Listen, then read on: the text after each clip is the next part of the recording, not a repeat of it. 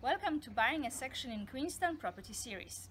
A lot of my buyers who bought a section were wondering, when do they need to talk to a landscape designer? When they start designing a house, later in the process, when is a good time? So I thought I'll introduce to you today Sandra Zuschlag from Creations Green, and she will tell us, she's a landscape designer here in Queenstown, and she will tell us all about the process. Hello Sandra, how are you? Hello, hi Beata. Look, yes, so tell me, when is a good time for buyers to contact a landscape designer like yourself? So if you want to buy a section, maybe it could be part of your due diligence. So if you see the house and you think it's not the garden I like, you could contact the landscape designer at the beginning and ask how much it would cost to redesign the garden. And even if it goes more in detail, you could figure out how much it could cost to change the garden.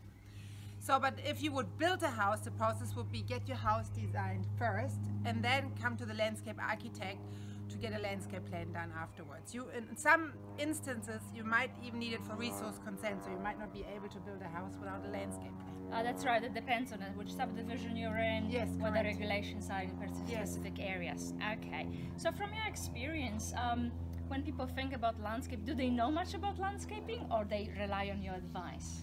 So they're different one, but the majority of people, they don't know because they put all the energy in the house. So the landscaping is left to the last. And it helps if people have a slight idea of what they like, and if they would come to me and say, could you please provide me with a landscape plan? And I could say to them, yeah, look, if you have some photos of things you like, I can understand, but depending on where the house is, there might be some underlying landscape plans which I have to tick, which means allowing for an amount of native planting or certain materials. Right, so it comes down to the design guidelines that are there in the area. Yes. Right.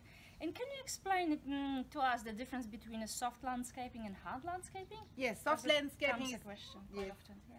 Soft landscaping is everything which relates to planting, and hard landscaping is walls and pergolas, patios, all the hard surfaces. Right, okay. So irrigation is part of something you do when you design. Yeah, it depends on the client if he's willing to spend money on irrigation, and it could be included in the, it wouldn't be included in the design process, but once the garden gets priced, it could be included in the pricing. I see, I see. And you mentioned to me earlier on that when buyers talk to architect and landscape design at the same time, there are benefits to that process. Cost is less? Yeah, it could be, and that's especially in regards to earthwork. So what I often found is, and that's in the design as well as in the building process, is if they work closely together, they can avoid too many digger times on site and can save money for the client. And the other thing is, often what I figured is, architects do a great job, and often we figure out other items together which I think, oh, let's move this a bit here because I need to have planting there, and then things work. But it's not the main house, it's often more septic tanks, maybe retaining walls, things like this. Things that people who just planning their 3 bedrooms, 4 bathroom home, it's they don't think about it immediately when they see a section. What the impact is, or the driveway, how it could flow and things like this. Yes. Okay. Well, is there anything you'd like to add? Like, should people contact you directly when they think of buying a section? Will be the first step?